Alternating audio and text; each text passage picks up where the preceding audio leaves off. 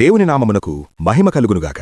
మీకు తెలుసా, దేవునితో ప్రత్యేక బంధాన్ని ఏర్పరచుకున్న దావీదు కూడా సాతాను వలలో చిక్కి 70,000 మంది మరణానికి కారణమయ్యాడు. ఒక సాధారణ వ్యక్తిని ఒక ఉన్నత స్థానంలో దేవుడు ఏర్పరిచి స్థిరపరిచి నిలబెడితే సాతాను ఆలోచనకి మనిషి లొంగిపోయి తన గర్వాన్ని గొప్పతనాన్ని హెచ్చించుకుంటే జరిగే పరిణామం దేవుని తీర్పు చాలా తీవ్రతరంగా ఉంటుంది. ఒక సందర్భంలో దేవునికి ఇశ్రాయేలీయుల మీద కోపం రగులుకొనగా దేవుడు దావీదును సాతాను శోధించడానికి అనుమతించాడు.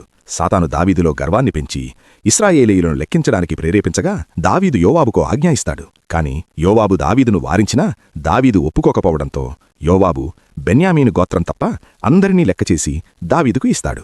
ఈ కార్యం దేవునికి ప్రతికూలం అవడం చేత దేవుడు ఇశ్రాయేలీయులను బాధపెట్టెను.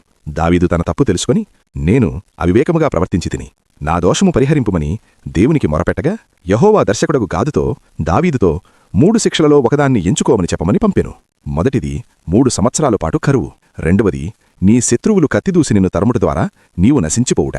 మూడవది 3 దినముల పాటు దేశమందు యెహోవా కత్తి అనగా తెగులు నిలుచుట ద్వారా యెహోవా దూత ఇశ్రాయేలీయుల దేశమంతటా నాశనము కలుగుచేయుట. ఈ 3 శిక్షలలో దావీదు 3వ శిక్షని ఎంచుకొనగా యెహోవా ఇశ్రాయేలీయుల మీదకి తెగులు పంపగా ఇశ్రాయేలీయులలో 70,000 మంది చచ్చిరి. యెరూషలేమును నాశనము చేయుటకై దేవుడొక దూతను పంపెను. అతడు నాశనము చేయబోచుండగా యెహోవా చూచి ఆ చోటు విషయమై సంతాపం నొంది నాశనం చెయ్యు దూతతో, చాలును, ఇప్పుడు నీ చెయ్యి ఆపమని సెలవయ్యగా ఆ దూత ఏబూసీయుడైన ఓర్నాను కళ్ళెమునొద్ద నిలిచెను.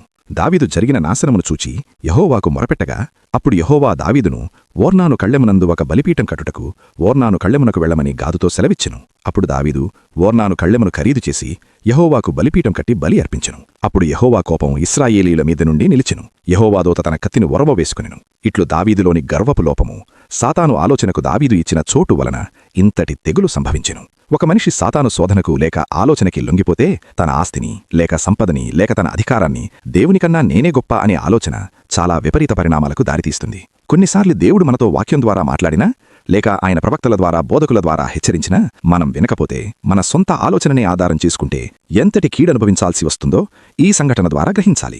ఎంత దేవుణ్ణి కాపుదలలో ఉన్న భక్తులైనా సరే సాతాను ఆలోచన శోధన రూపంలో ఎదురైనప్పుడు దాన్ని దేవుని మీద ఆధారపడి జయించాలి తప్ప సొంత నిర్ణయాలతో కీడును తెచ్చుకోకూడదు. దేవునికి ఇశ్రాయేలీయుల మీద కలిగిన కోపం, సాతానికి దావీదులో దొరికిన లోపం, దావీదు తీసుకున్న స్వనిర్ణయం ఇశ్రాయేలీయుల మీదికి కీడునే తెచ్చింది. ఆమేన్.